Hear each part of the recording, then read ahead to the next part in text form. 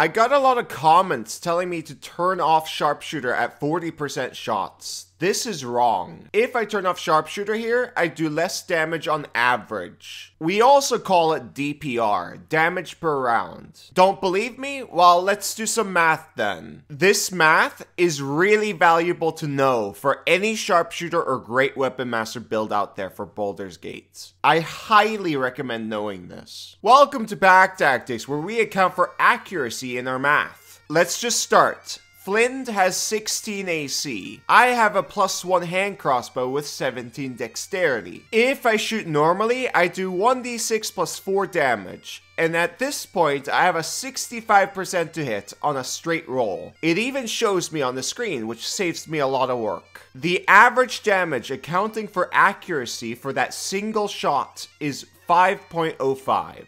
The 5% times 3.5, that's the crit itself.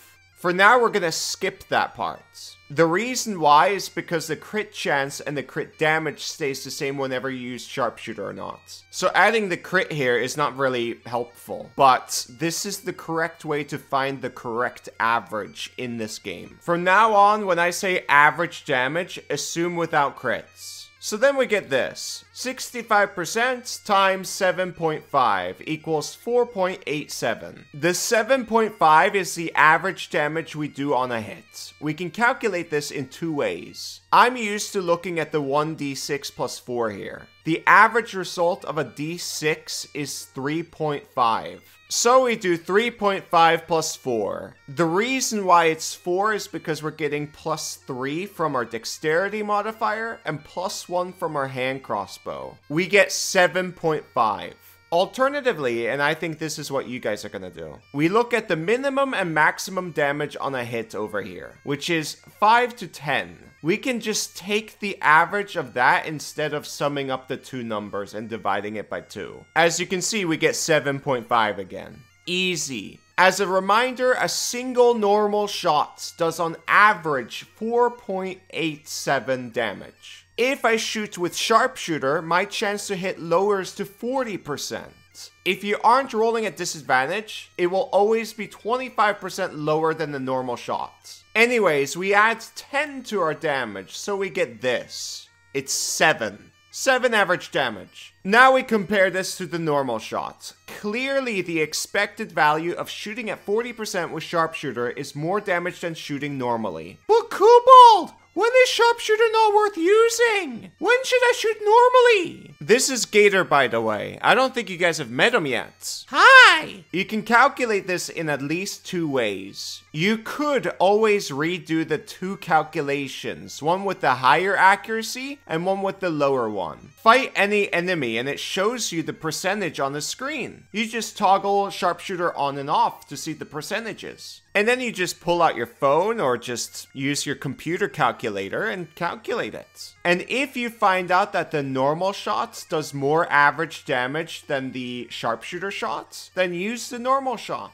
Easy. But before I talk about the other method, this video is sponsored by Gilman's Guide to Speed. The guys over at Only Crits are making a source book for 5e that takes your adventures up in the clouds. Immerse yourself in a wind-born, arcane-inspired world. It's time to step on the gas. There's racing mechanics with vehicle creation mechanics too. There are rules that cover the basics of creating a chassis and power unit without locking players into overly specific selections. These mechanics are designed to provide a framework of creation with enough freedom and creativity. There's also over 30 pre-made vehicles you can collect, new spells and magic items, 4 new classes, 12 new subclasses, feats, and over 40 new monsters. This book is massive and it keeps getting bigger when it reaches the next stretch goal. The next one is Fancy Character Sheets. Fancy Pants!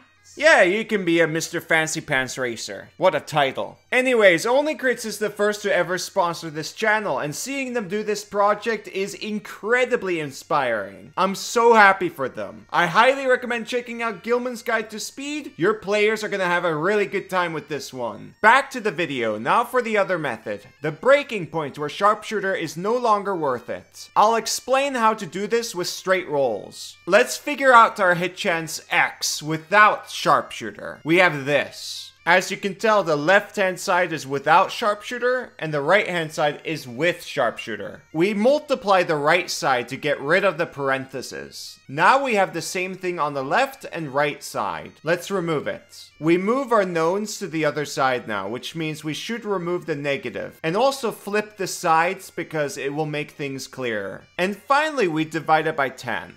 Let's try with our average damage from before, 7.5. We now get 0.43. That's 43%.